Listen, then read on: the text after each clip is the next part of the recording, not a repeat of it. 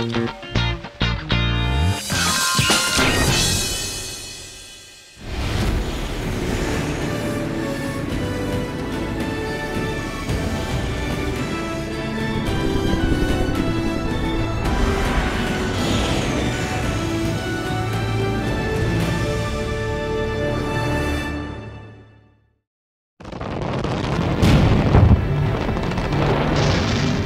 전쟁 당시 한국 해군의 첫 승리인 대한해협해전. 그 주인공은 대한민국 최초의 전투함인 백두산함이었다. 제대로 된 전투함 한 척 없던 상황에서 해군 장병의 월급과 장교 부인들의 삭바느질로 기금을 모아 미 해군의 퇴역 함정을 인수한 지 2달 만에 쌓은 전공이었다. 6.25 전쟁은 남과 북이 서로 외국의 무기로 싸운 전쟁이었다. 정전 이후 군사 경쟁은 곧 누가 더 튼튼한 방위 산업을 구축하느냐에 달려 있었다. 불모지에서 시작한 방위 산업. 제대로 된 무기도 기술도 없던 나라의 도전은 무모하게만 보였다. 하지만 40여 년이 지난 오늘 우리는 기적을 이뤘다. 낡은 무기를 지원받는 나라에서 첨단 무기 수출국으로 우뚝 서기까지 대한민국 방위산업의 현주소를 확인한다.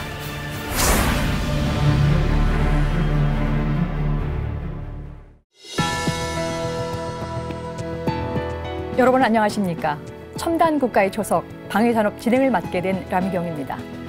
지난 세기 한국은 지구촌에서 기적적인 국가로 인식돼 왔습니다. 2차 세계대전 이후 탄생된 신생 독립국가에서 정치, 경제 모든 부분에서 다른 국가가 상상할 수 없을 만큼의 속도로 발전해온 대한민국. 그 발전의 원동력은요, 방위산업도 빼놓을 수가 없습니다. 앞으로 매주 1시간 동안 여러분과 함께 한국 방위산업의 역사와 주요 이슈에 대해서 알아보겠는데요. 오늘 그 첫 시간으로 네 분의 전문가 모셨습니다.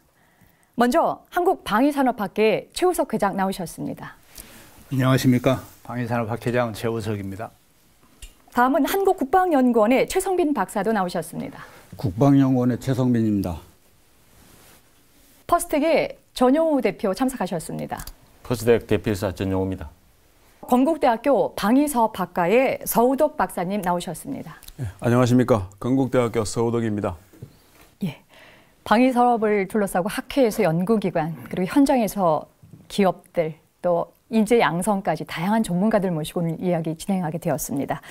방위산업 하면은 또 모르시는 분도 없지만은 또 이 종사자가 아니면 잘 알기가 굉장히 드문 또 직종 중에 하나라고 볼 수가 있겠습니다. 방위산업에 대한 개념을 시청자께 먼저 좀 이해를 좀 드리고 싶은데요. 실장님 좀 간단하게 설명을 좀 해주시죠. 네, 간단히 말씀드리면 방위산업이라는 것은 이제 국가를 방위하는 데 필요한 무기나 장비를 생산하는 산업이라고 할 수 있고, 조금 더 부연 설명을 한다면 전투를 수행하는 데 필요한 무기, 장비 이런 것들을 이제 처음에는 개발을 해야 되고, 개발이 성공이 되면 그 다음에 이제 양산을 해서 배치를 해가지고 운영을 하고, 그 이후에는 뭐 정비를 한다든지 이런 것들을 전부 다 망라한 그게 산업이 이제 방위산업인데, 방위산업은 뭐 특정 기술만 필요한 게 아니고 뭐 기계, 전기, 전자, 심지어는 최근에 그 뭐 IT 기술이라든지 이런 것들이 다 복합적으로 이렇게 융합이 된 그런 산업이기 때문에 방위산업은 하나의 복합 산업이다 이렇게 얘기할 수 있습니다. 네, 이제 학술적인 부분에 있어서 이제 개념 정의를 좀 해주셨다고 한다면요. 전 대표님 또 현장에서는 또 방위산업 개념 어떻게 또 이해할 수 있을까요? 뭐 저도 뭐 같은 생각을 갖고 있습니다만은, 물론 이제 좋은 제품을 제때 만들어서 군의 전력 증강에 기여해야 된다는 건 뭐 당연한 이야기고, 또 이것을 저는 요즘에 이제 이 방산의 정의를 갖다가 좀 패러다임을 바꿔서 한마디로 말하면 일자리를 어떻게 창출하느냐, 또 그것도 요즘 수출을 많이 하고 있지 않습니까? 뭐 세계가 다 시장입니다. 그래서 그렇게 해서 일자리를 창출해서 또 국익에 기여를 할 수 있고, 또 한편으로는 이러한 기술들이 또 민간에 이전돼 가지고 하나의 시너지를 올려 가지고 국가적인 하나의 그 산업 기술을 더 올릴 수 있는 뭐 그런 쪽으로도 충분히 활용할 수 있겠다. 그래서 좀 정의를 좀 폭넓게 좀 갖고 싶습니다. 예. 네. 일자리 창출이라고 하는 경제적 개념의 확대된 개념으로 또 말씀을 주셨는데 혹시 최 박사님 더 덧붙일 내용 있을까요? 세계 각국을 보면은 국가를 보존하기 위해서 안보 산업이라는 걸 하고 있습니다. 다시 말하면 미국을 비롯해서 유럽 국가들은 항공, 우주, 핵, 에너지 또 그 다음에 이제 방위 산업이 들어가는데 이 산업들은 국가의 초석이 됩니다. 한마디로. 그래서 지금 타이틀 마냥 첨단 국가의 초석이 바로 방위 산업이 아닌가 이런 생각입니다. 그래서 좀 범주를 국가적 차원에서 봐야 되지 않느냐. 그래서 제가 이런 표현이 적합한지 모르겠습니다만서도 왜 국민 배우, 뭐 국민 가수 이렇듯이 사실 방위 산업도 국민 산업이 아닌가 이런 생각이 듭니다. 예. 오늘 이제 국민 산업이라고 하는 이제 개념이 하나 또 나오게 되는데요. 근데 그만큼 이 방위 산업이라고 하는 것이 첨단 국가를 가기 위한 초석으로도 이제 우리가 개념 정리를 좀 해볼 수가 있겠습니다.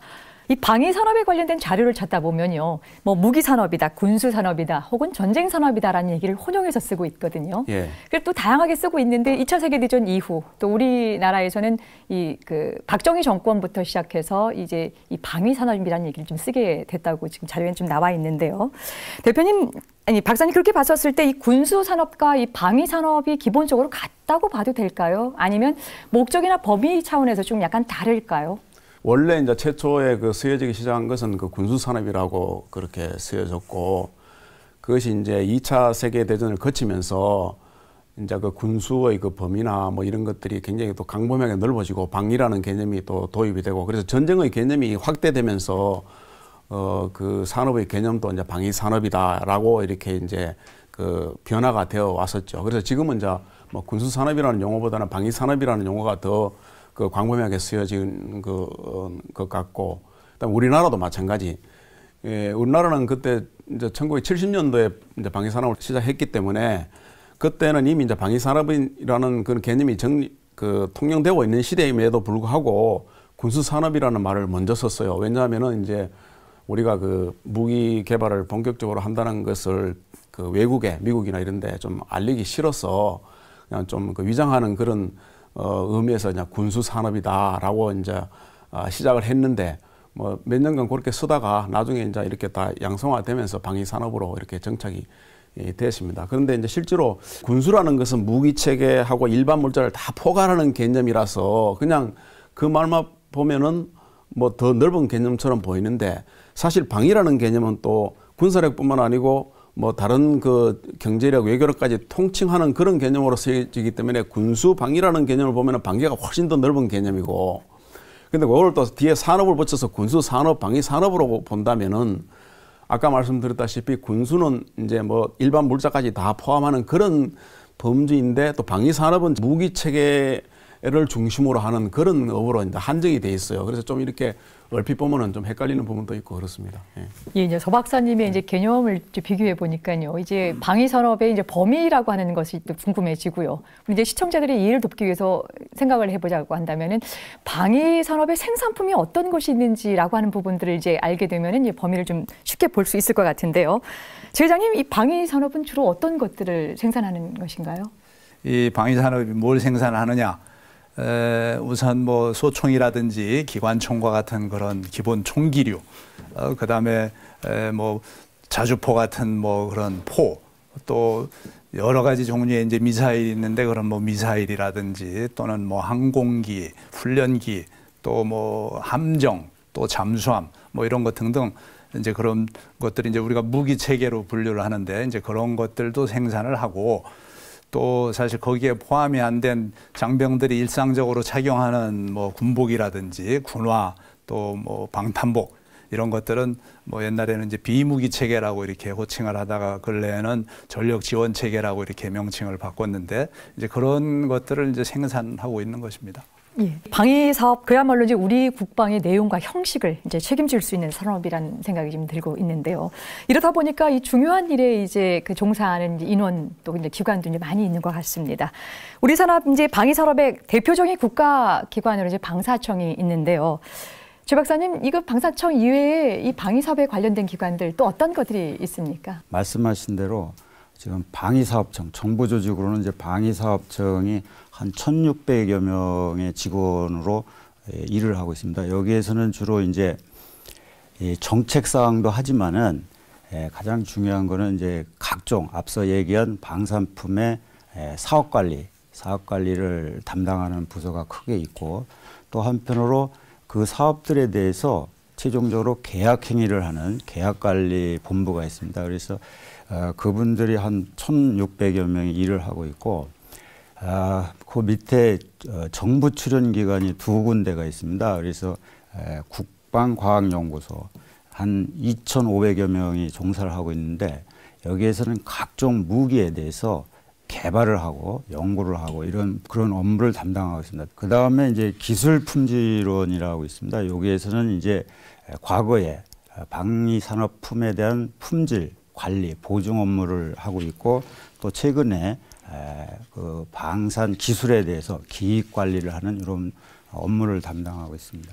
그래서 정부나 출연기관 측면에서는 크게 이 세 기관을 들 수 있는데, 실질적으로 그 위에도 국방부, 또 각군, 합참, 또 저희가 속해 있는 연구소도 직간접으로 지원을 하고 있습니다. 근데 이제 그런 종사 인력 위에도 실질적으로는 지금 전용호 대표께서도 나와 계시지만서도 방산업체들이 한 90여 개 방산업체들이 한 3만 명 가까이 일을 하고 있기 때문에, 그런 걸 다 합하면은 한 4만여 명의 인력이 일을 하고 있지 않나, 이렇게 봅니다.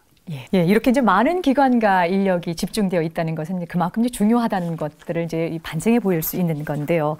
그래서 이제 오늘 이제 나오신 패널께서 방위산업 이래서 중요하다라고 이제 말씀 한 마디씩을 이제 좀 주시면 좋겠는데요. 먼저 바로 이제 최 박사님께서 좀 시작을 해주시죠. 실질적으로 우리 국가, 또 우리 국가뿐만 아니라 다른 선진 또는 유사 국가들도 그 특성에 맞게 방위산업을 다 육성을 하고 있습니다. 뭐냐면은 자기 고유의 특성에 맞는 국가 환경에 따라서 방위산업을 육성하고 있는데, 우리의 경우는 특히 전시 대비가 굉장히 중요합니다. 물론 또 휴전 상태라는 거에 대해서 망각을 일부 하고 있는데, 이 휴전 상태의 우리의 환경을 봤을 때 방위산업은 필수적으로 유지할 분야인데, 우리의 경우는 지금 가지고 있는 방위산업 능력은 진짜 줄이고 해서 필수 산업만 갖고 있지 않나, 이런 생각입니다. 예, 네. 알겠습니다. 방위산업 자체적으로 비효율적인 부분도 있지만 한반도의 안보 환경상 그래서 더 중요하다는 말씀을 좀 주셨는데요. 서우덕 박사님 어떻게 보십니까? 예, 방위산업은 한마디로 그 국가의 그 방위를 자기 손으로 하겠다고 하는, 그 자기 손으로 구비하겠다고 하는 의지의 표현입니다. 방위산업이. 그래서 만약에 이 방위산업이 없으면은 남의 이 손에 의지해서 국가를 방위하겠다 하는 그런 뜻이 되고요. 그래서 우리가 그 1970년대 박정희 대통령이 본격적으로 방위산업을 일으킬 때 이런 그 일화가 있습니다. 미국이 왜 그때 한창 그 월남이 막 그 패망해가고 하는 그런 그 상태였는데, 미국이 왜 일본은 그렇게 강하게 그 붙들고 있으면서 베트남은 그렇게 버리느냐라는 그 이야기가 나왔을 때, 일본의 그 방위 산업을 보아라. 얼마나 그 일본이 2차 세계대전을 거치면서 뭐 항공모함도 만들고 비행기도 만들고 할 정도로 굉장히 그 공업 기반을 튼튼하게 잡아놓은 국가이고, 만약에 그런 국가가 소련에 그 당시 넘어가게 되면은 이 미국으로서는 감당할 수 없다 하는 그런 이제 그 의식이 있었다는 것이고, 그러니까 지킬 수 있는 능력과 수단을 구비한 나라는 뭐 지켜주지만은 그렇지 못한 나라는 그 어쩔 수 없다는 그런 부분인데, 그래서 이 방위 산업이 없으면은 자기 손으로 자기 국가를 방하겠다 하는 그런 그 의지의 그 표현이라는 그런 관점에서 국력의 상징이라고 그렇게 볼 수 있겠습니다. 예. 알겠습니다. 전 대표님 좀 간단하게요. 예. 방위산업 이래서 중요하다.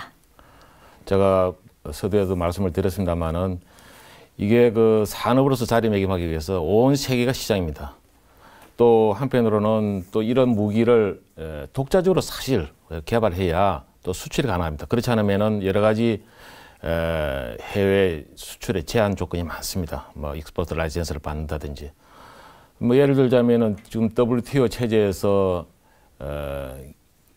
기업에 정부에서 바로 지원하는 것이 현실적으로 어렵습니다. 민수의 경쟁력을 가져오기 위해서. 그러나 이제 보잉이나 예를 들어서 록히드나 다른 선진국을 보면은 이게 방산에 지원해서 그 민수의 경쟁력을 키우도록 되어 있습니다. 그러니까 어떤 면에서 간접적으로 피할 수 있는 그런 효과도 있습니다. 또 이것이 갖고 있는 기술이 또 산업적으로 파급 효과가 아주 큽니다. 그래서 이 전 세계가 시장이고 또 기술의 파급 효과가 아주 크기 때문에 뭐 이거는 뭐 방위산업 국가적인 산업으로서 육성을 하고 또 키워야 된다 그렇게 생각하고 있습니다. 예, 알겠습니다. 최 회장님은 어떻게 생각하십니까? 앞에 세 분이 아주 다 설명을 해주셨는데 한마디로 정리를 하면 이 국가의 독립성을 유지하기 위해서 우리가 필히 유지해야 되는 산업이 방위산업이다. 이렇게 얘기할 수 있습니다. 예, 고맙습니다. 첨단 국가의 초석 방위산업, 오늘은 그 첫 번째 시간으로 방위산업의 개념에 대해서 함께 이야기 나누고 있습니다. 그야말로 오늘 나오신 패널 분들께서 한국 방위산업을 대표하는 전문가들을 모시고 있어서 저도 이제 많이 들으면서 배우고 있습니다. 이번엔 시민들의 이야기 들어보겠습니다. 우리 국민들은 방위산업에 대해서 얼마나 또 어떻게 받아들이고 있는지 직접 들어봤습니다. 함께 하시죠.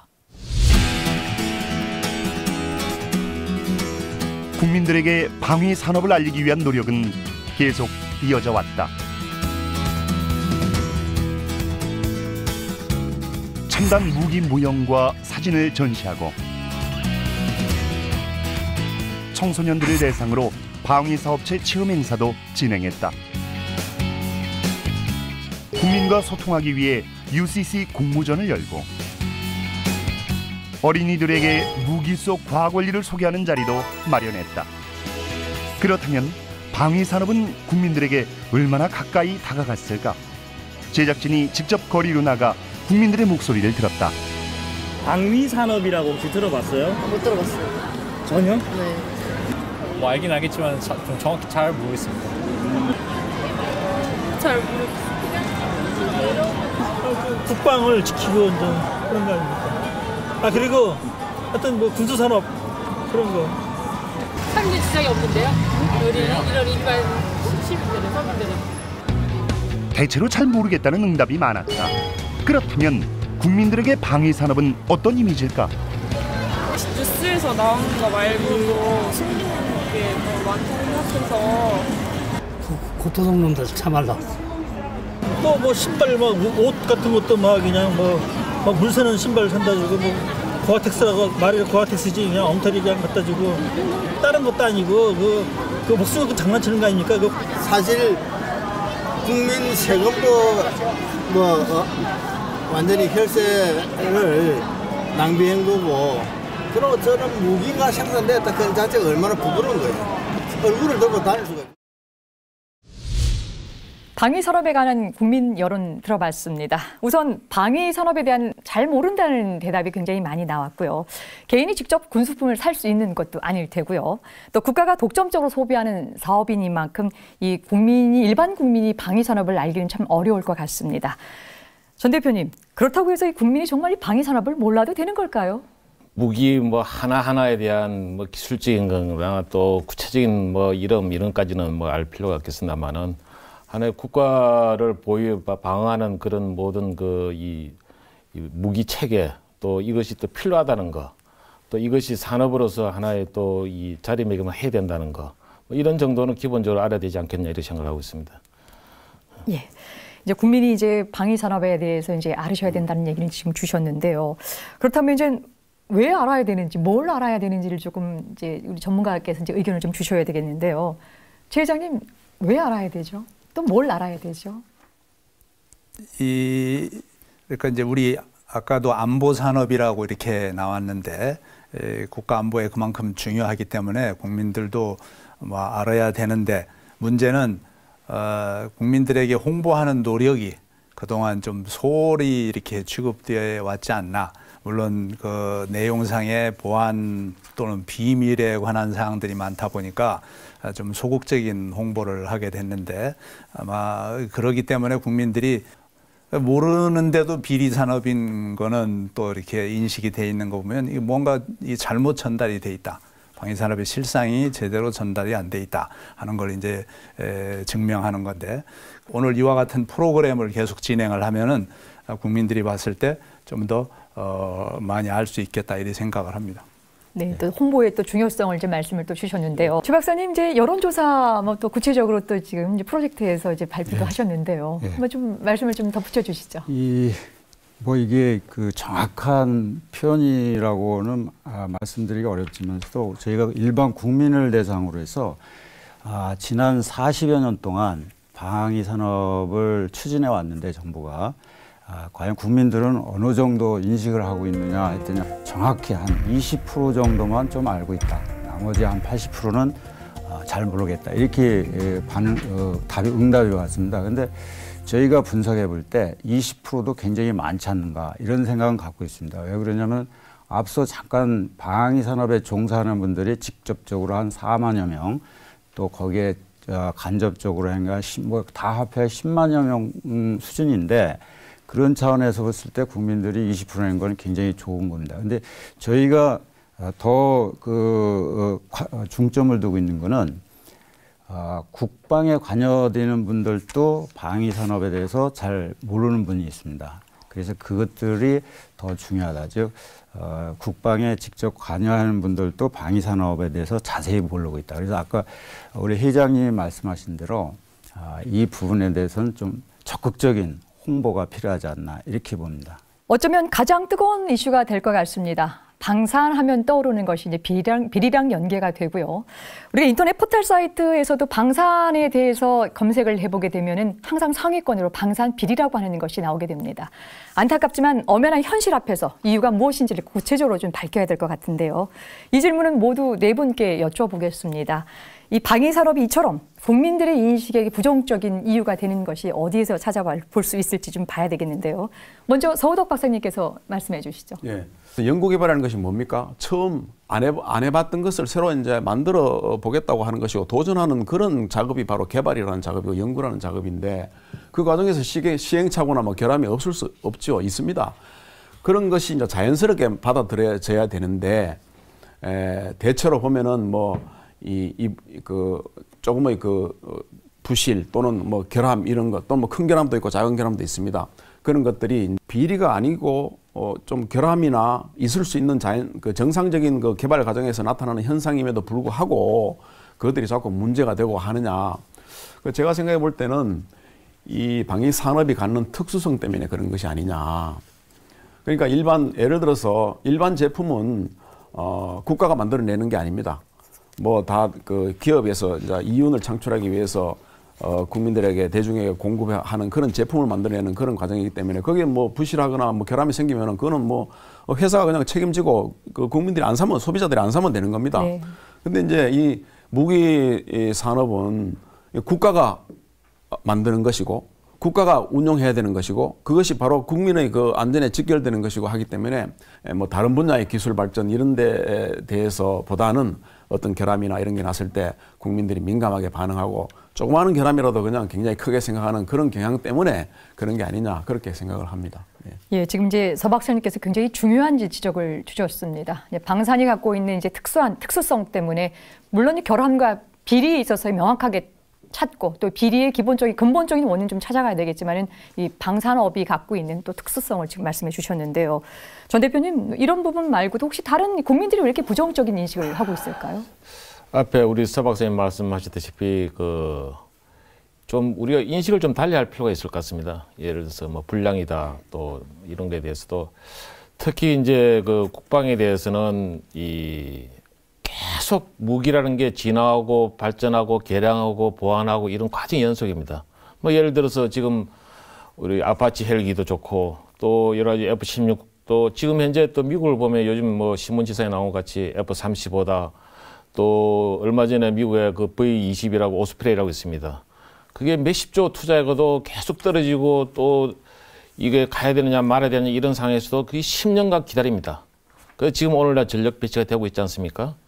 지금 뭐 물론 불량이 나서는 안 되지만은 그런 개발이라는 거는 끊임없이 어떤 면에서 보완하고 발전하고 진화하고 이런 과정을 거쳐야 되는 거고 또 그래야 또 세계적인 명품이 나올 수 있는 겁니다. 그런 인식을 이제 우리가 국민들도 그렇고 여기 종사하는 사람들과 좀 달리할 필요가 있겠다. 또 한편으로는 이제 물론 뭐 요즘 말하는 부조리다, 비리다 사실 있어서는 안 되죠. 있어서는 안 됩니다. 안 되는데 저 같으면은 이걸 좀 근원적으로 일어날 수 없도록 만들면 됩니다. 예를 들자면은 뭐 원가다. 뭐 그러면은 이 커머셜, 이 민수 부분에 계약하는 거는 이게 뭐 예를 들어서 10년 확정 계약을 합니다. 우리는 뭐 이 계산 계약이라고 또 인정, 모든 발생되는 경비를 인정하다 보니까 네. 그게 요즘 말하는 뻥튀기다 뭐 이런 것도 나올 수 있는데 뭐 그런 계약 방법을 달리한다든지 또 예를 들자면 요즘 뭐 정말 영세업체, 또 능력이 안 되는 업체한테 뭐 정비를 맡긴다. 이런 것도 좀 기술의 레벨을 따져서 한다든지 좀 너무 예산을 절감한다든지 뭐 이렇게 한 것보다도 하나의 국민의 생명과 직결되는 거기 때문에 이런 거는 좀 더 좀 크게 생각하고 또 근원적으로 막을 수 있는 그런 방법이 얼마든지 있다 보는데 그런 걸 좀 앞으로 제도적으로 좀 보완할 필요가 있을 것 같습니다. 예, 알겠습니다. 지금 이제 전 대표님도 같이 부정적인 인식이 방산의 비리라고 하는 거에서 나왔다라고 하는 건 말씀 주셨지만은 또 대안도 어떤 제도적인 측면에 있어서의 처음부터의 방지라고 하는 것들 말씀을 주셨는데요. 최 회장님은 어떻게 보십니까?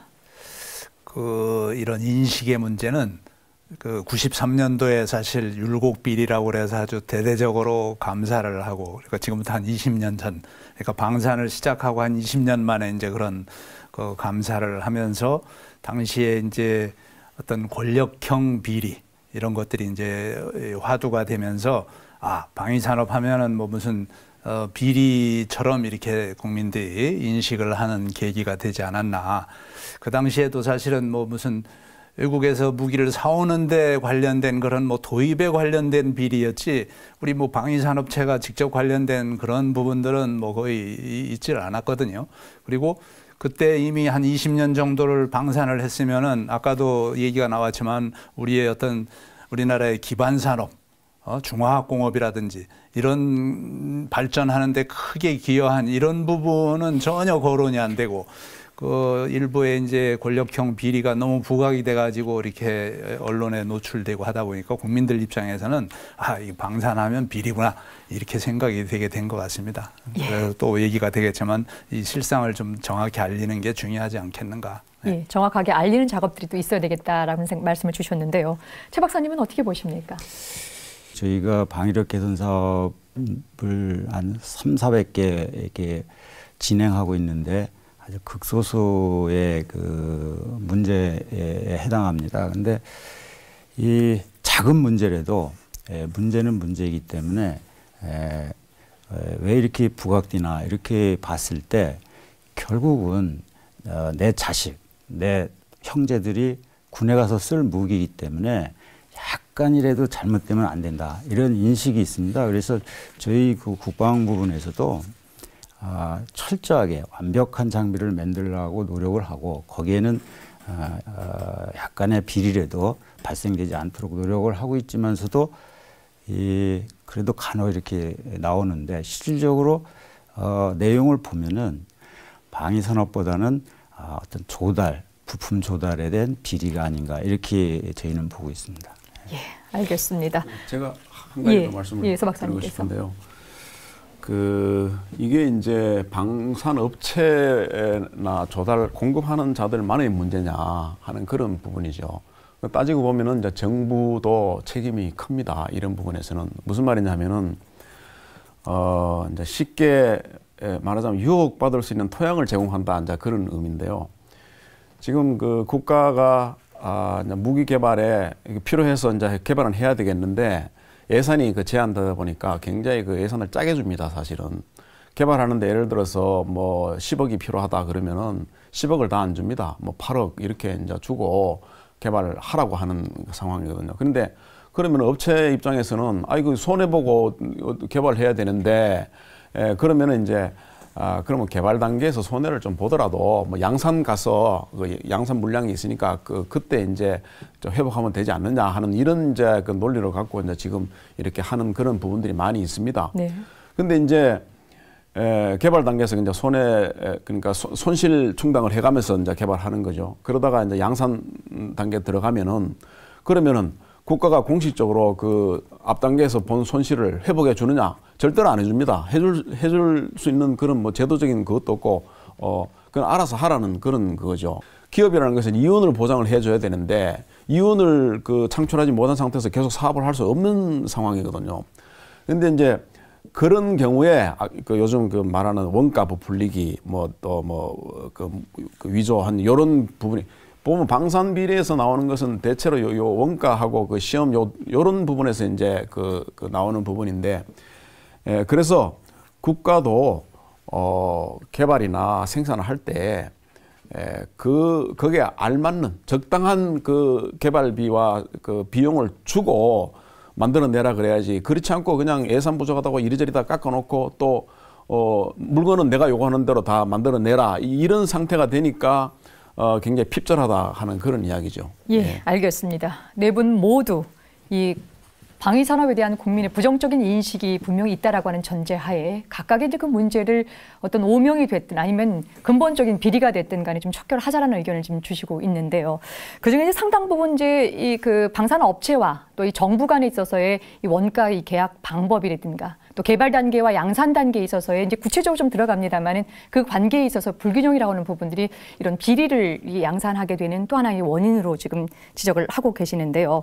최 박사님, 어떤 아이디어 있을까요? 이 근본적인 체제가 2006년을 기점으로 해가지고 방위사업 특별조치법이 방위사업법으로 전환이 됐습니다. 그래서 2006년 전에는 뭐였냐면 보호 육성 차원에서 발생된 비용을 보상해주는 이런 개념으로 방산을 관리했었습니다. 그런데 2006년 방위사업법이 제정되고 방위사업청이 신설되면서 이제 자율경쟁 요인이 많이 투입됐습니다. 그래서 어지간한 거는 경쟁을 시키는 이런 모습이다 보니까 경쟁을 하다 보면 출혈을 하게 되어 있습니다. 구조적으로.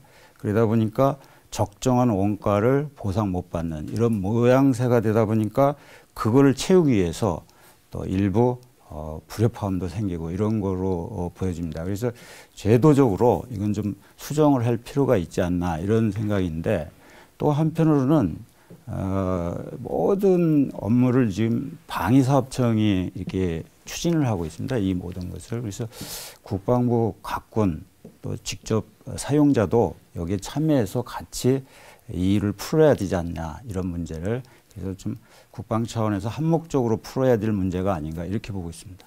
네, 해당 이제 주체의 방사청뿐만 아니라 이제 거버넌스 차원에 있어서의 다양한 행위자들도 같이 참여할 수 있는 이런 이제 아이디어를 내셨는데요. 서 박사님, 어떤 부분 좀 있을까요? 조금 전에 최 박사님 말씀하셨다시피 방위사업청이 개청하면서 투명성, 효율성, 전문성, 경쟁력 이런 것을 기초로 해서 내걸었습니다. 그래서 그 중에서도 이제 가장 강조된 부분이 투명성입니다. 근데 투명성이 제가 보기에는 너무 지나치게 강조가 됐다. 이게 지금 투명성과 효율성 이런 부분은 서로 이렇게 밸런스가 유지돼야 되는 그런 부분인데, 효율성보다는 투명성이 너무 강조가 되는 그런 구조로 이제 움직이고 있다 보니까 역설적으로 그것이 투명성을 대래 이제 이렇게 손상시키는 그런 결과를 가져오지 않았느냐, 그렇게 보는 겁니다. 무슨 말이냐면은 방위사업청 같은 경우는 투명성을 강화시키기 위해서 이제 투명성이 한 사람이 한 자리에 오래 있으면은 이제 이렇게 썩을 가능성이 있기 때문에, 또 같은 군, 예를 들면 해군이면 해군끼리 이렇게 사업을 같이 하면은 또 이렇게 썩을 우려성이 있다. 그런 것을 방지하기 위해서 지금 육군 사업을 해군이 담당하게 하고 공군 사업을 또 육군이 담당하게 하는 이런 구조로 지금 만들어 놓고, 그러다 보니까 담당 분야에 대한 속성도 잘 파악을 못 하죠. 이러니까 미스테이크가 많이 나타나고 부실한 그럴 우려성이 높아지는 겁니다. 그렇기 때문에 너무 우리가 이 투명성을 강조하기 위해서 오히려 투명성을 손상시키는 이런 결과에 대해서는 지금 다시 한번 되짚어 봐야 된다. 그래서 어느 정도 효율성과 투명성이 밸런스를 맞추는 그런 구조로 가야 되지 않느냐 하는 그런 생각을 합니다. 그래서 일단 전문성을 돌리는 그런 부분이 필요하고, 또 책임성 문제는 또 나중에 논할 기회가 있겠습니다만은 책임성도 좀 더 부여해서 할 수 있는 그런 구조로 가야지 되지 않느냐 그런 생각을 합니다.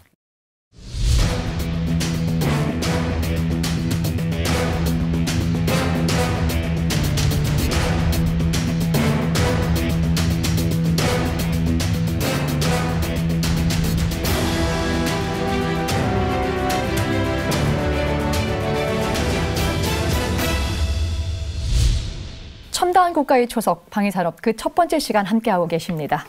방위산업과 국민 여론에 관련돼서 이야기 나누고 있는데요. 이번엔 좀 더 구체적인 예를 좀 들어가 보겠습니다.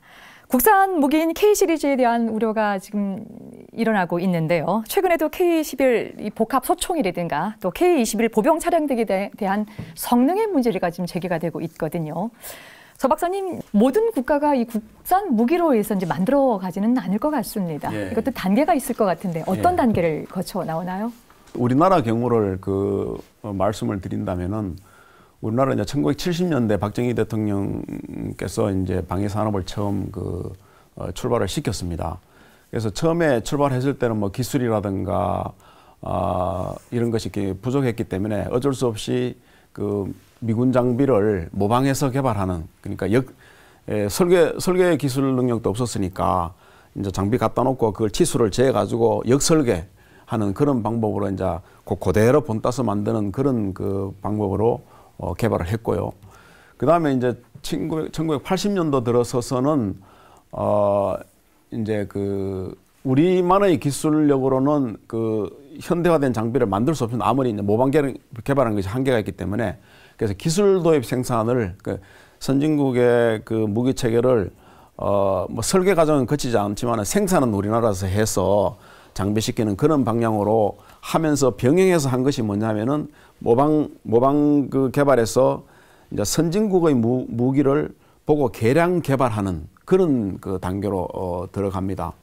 그래서 선진국의 무기를 그대로 갖다가 그것을 우리가 조금 우리 여건에 맞게 개발하는 그런 부분인데, 그렇게 해서 나온 이제 장비들이 이제 K, 우리나라 코리아, 그러니까 K라는 영문 명칭을 원래의 장비에 붙여서, 예를 들어 KF-16이라든가 F-16을 우리가 기술 도입 생산해서 또는 우리 손으로 만들어서 K자를 붙이는 이런 식으로 이제 개발이 진행이 됐습니다. 선진 무기 개량 개발형이라 그렇게 보고, 그 다음 단계 1990년대 들어서는 이제 좀 첨단 무기, 고도 정밀 무기를 우리 손으로 직접 개발해 보자 하는 그런 단계로 들어가는 거죠. 그래서 나온 것이 이제 K9 자주포라든가 또는 뭐 K200 장갑차 같은 그런 그야말로 우리가 개발한, 물론 모양이나 형태는 선진국이 갖고 있는 그런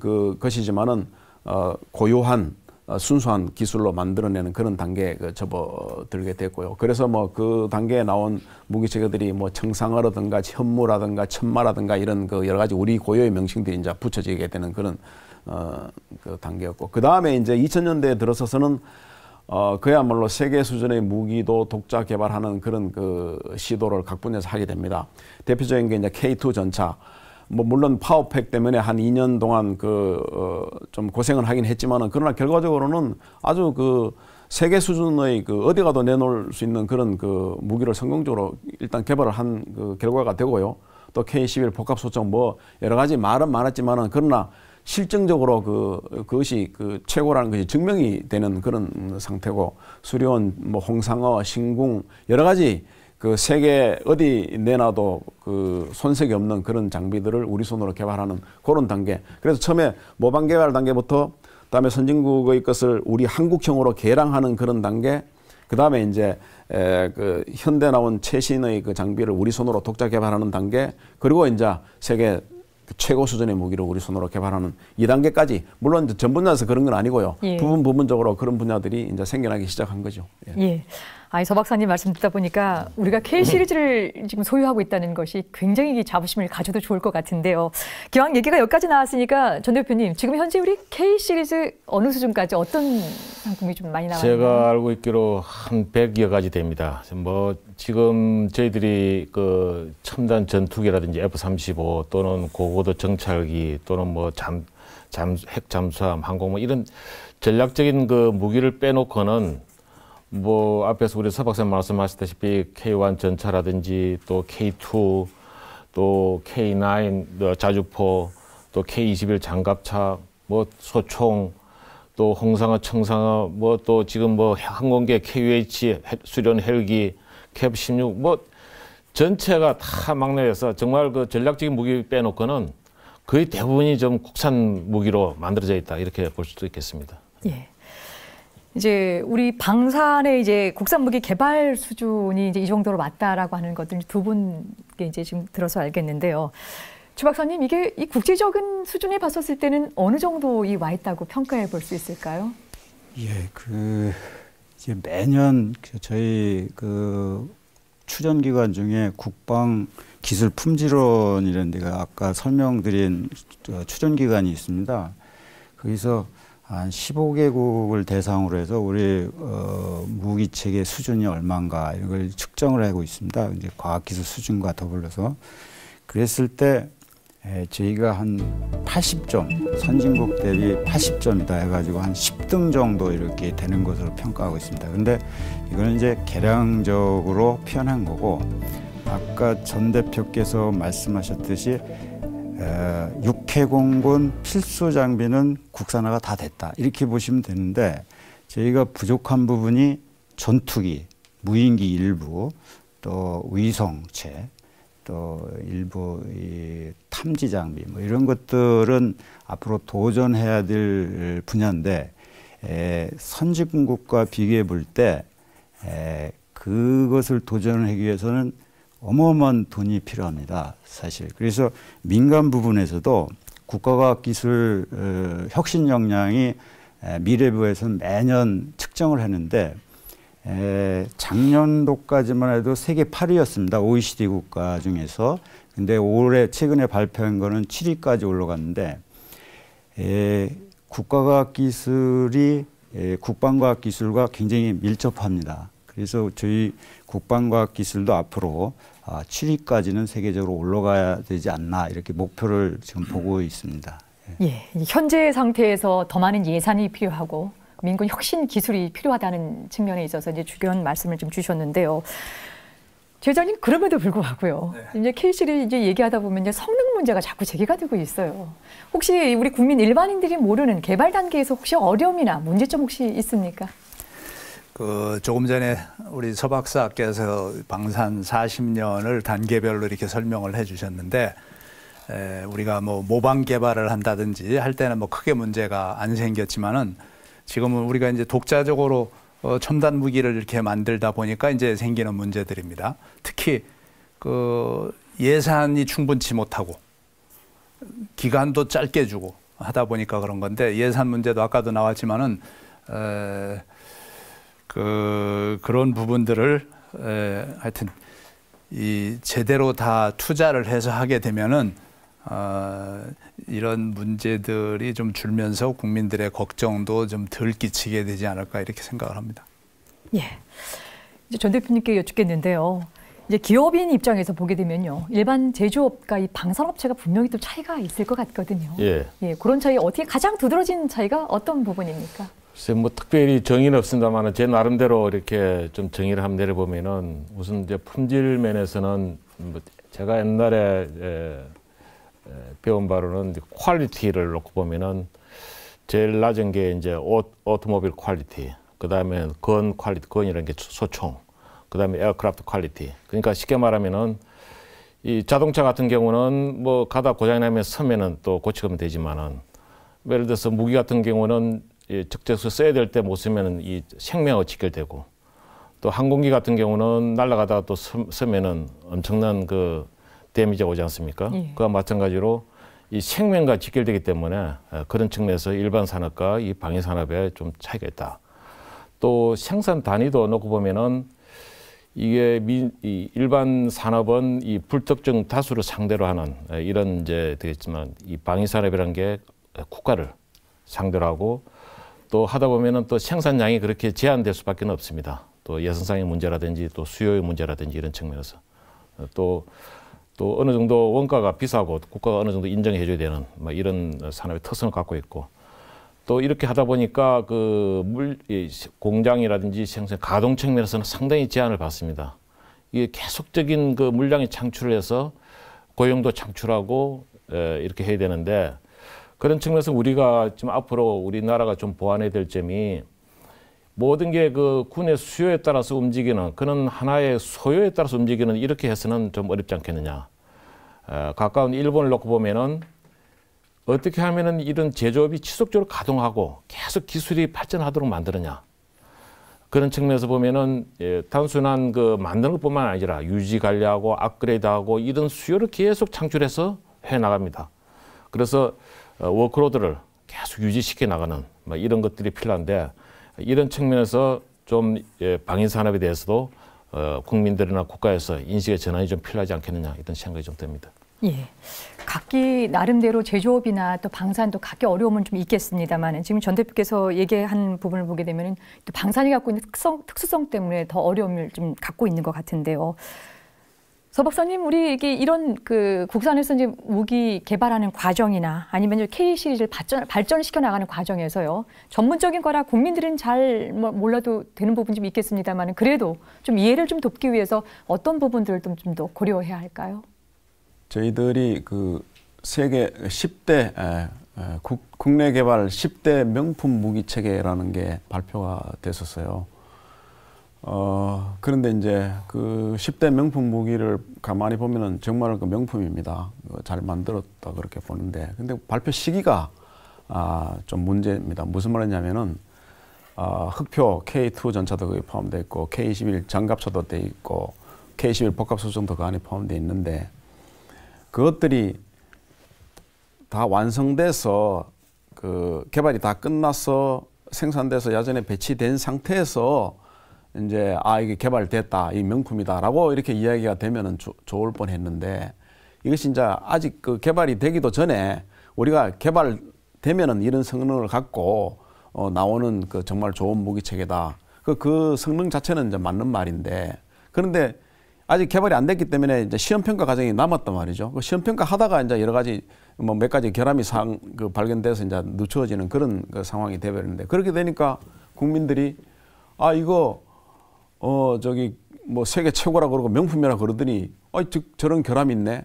그러니까 일반적으로 명품이라고 아니라 그랬다가 결함이 나타났을 때 받는 그 충격과 데미지하고, 기대 수준을 엄청나게 높여놓고 결함이 나타났을 때 받는 그 어떤 배신감과 그 충격이라는 게 크단 말이죠. 제가 볼 때는 이런 것도 그 부정적인 인식 이런 데 그 영향을 많이 미쳤다. 그래서 조금 전에 말씀, 일반 국민들은 그 개발 과정을 잘 모릅니다. 그러나 개발 과정은 분명히 거쳐야 될 그 단계와 기간과 비용이 다 그 들어가야 되는 그런 부분인데, 사실 그런 부분들이 정부 쪽에도 그렇고 조금은 업체도 그렇고 서두르는 그런 부분도 분명히 있고, 그래서 이런 부분들이 좀 이렇게 진중하게 가야 될 그럴 필요성이 있다, 그렇게 생각이 되고, 또 일반 그 국민들께서도 이제 이런 그 무기 개발에서 나타나는 여러 가지 그 현상들이나 이런 것에 대한 좀 이해를 하면은 좀 더 이제 우리가 그 개발하는 입장에서도 좀 힘을 얻어서 개발을 잘 할 수 있는 그런 여건이 되지 않겠느냐, 그렇게 생각을 합니다. 예. K 시리즈를 더 발전시켜야 한다는 의견에는 이견이 없는 것 같습니다. 이제 K 시리즈가 국민의 어떤 그런 성원 속에서 앞으로 계속 발전하기 위해서는 어떤 방안들이 있어야 하는지 오늘 첫 시간 마무리 발언 겸해서 듣겠습니다. 먼저 최 회장님께서 시작해 주시죠. 우선 한 술에 배부를 수 없듯이 연구원들이 이제 연구하고 하는 그런 부분을 잘 지켜봐 주시고, 또 그 개발관이나 또는 시험관, 운영관에 발생되는 어떤 결함사항에 대해서는 마치 우리가 보물이라도 찾은 것처럼, 왜 그러냐면은 그 결함을 찾아냈기 때문에 그 원인을 분석을 해서 해결할 수가 있는 거거든요. 그래서 이제 그런 자세로 이렇게 임하면 되지 않겠는가. 그리고 또 한 가지는 최근에 이제 우리 뭐 잠수함이라든지 훈련기라든지 전투기와 같은 최첨단 우리가 생산한 장비들을 수출을 하고 있는데, 그런 것들이 사실 이런 거를 다 반증을 한다고 보는 거거든요. 그래서 그런 것들을 좀 이해를 해주셨으면 좋겠습니다. 네, 다음은 최성균 박사께서.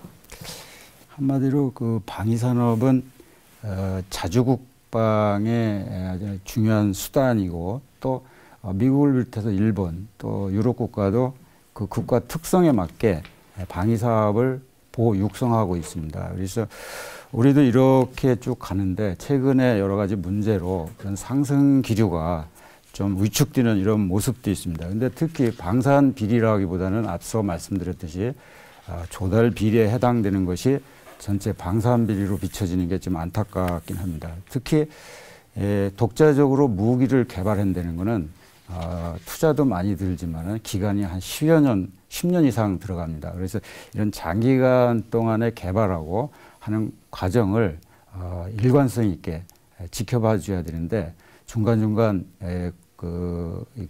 이런 비리 문제가 나오면 좀 축소되고 주저하고 이런 모습을 볼 수가 있습니다. 그래서 저희가 안타까운 것은 이것을 지속적으로 유지 발전시킬 수 있는 정책을 수행해야 되는데 그것은 현재 방위사업청뿐만 아니라 국방 전 조직이 협조해서 해나가야 될 일이 아닌가 이렇게 보고 있습니다. 예, 다음은 전용우 대표께서. 작금에 여러 가지 비리 문제 나와서 기업에 종사하는 사람으로서도 좀 여러 가지로 생각하는 것이 많습니다. 근데 결론적으로 아까 말씀드린 대로 이 일반 K 시리즈 부분은 정말 그 국민의 인식이 전환이 좀 필요합니다. 여러 사람이 이거 방위 산업에 종사하는 사람들의 특히 그 짧은 기간에 또 제한된 예산을 가지고 이렇게 충분한 테스트 없이 이런 과정에서 일어나는 이런 이 마이너한 그런 문제가 또 계속 진화하는 과정이라고 생각을 하고 또 명품을 하기 위해서는 그런 고통도 또 따라야 됩니다. 그런 과정을 또 인식을 좀 하고요. 그 다음에 또 하나는 이 방위 산업이 보는 그 국민들 또 정부의 시각이 어떤 관리의 대상이 아니고 제가 육성의 대상 또 어떻게 하면은 키워서 세계적인 기업으로 만들 것이냐. 미국의 보잉이다, 로키드다. 지금 우리나라가 정말 그 세계 4대 무기 수입국가지만은 세계적인 기업이라고는 겨우 한두 개, 그것도 중간 이후에 들어있는 그런 정도인데 이런 거를 국가적인 차원에서 어떻게 M&A를 하고 더 파이를 키우고 이렇게 해서 좀 산업으로서 정말 미래 성장 동력의 핵심으로서 어떻게 키울 것이냐 이런 거를 우리가 고민을 해야 되지 않겠냐. 좀 더 크게 좀 볼 필요가 있겠다. 저는 그렇게 생각합니다. 네, 고맙습니다. 마지막으로 서우덕 박사께서. 예, 일단 업체 입장에서는 그 기술력 향상하고 국제 경쟁력을 강화해서 수출 시장을 개척하는 것이 무엇보다도 중요하고 그 최대 목표가 돼야 됩니다. 그리고 정부는 그러한 그 여건을 조성할 수 있도록 해야 되고요. 그 다음에 그 국민들께서는 그런 것을 좀 기다리면서 지켜보는 그런 그 마음이 좀 필요하지 않을까 그렇게 생각을 합니다. 헬라어에 사랑한다는 단어는 서로를 잘 안다는 의미도 같이 들어 있습니다. 아는 만큼 사랑한다는 얘기겠죠. 국가의 안보와 발전을 책임지는 방위산업도 국민들의 애정이 필요합니다. 그 애정은 방위산업을 이해하는 만큼 가능할 것입니다. 첨단 국가의 초석 방위산업은 바로 그런 이해를 위해서 마련했습니다. 오늘 그 첫 시간 함께해 주셔서 고맙습니다. 오늘 토론 과정 중에 예산과 돈에 관련된 문제가 많이 나왔습니다.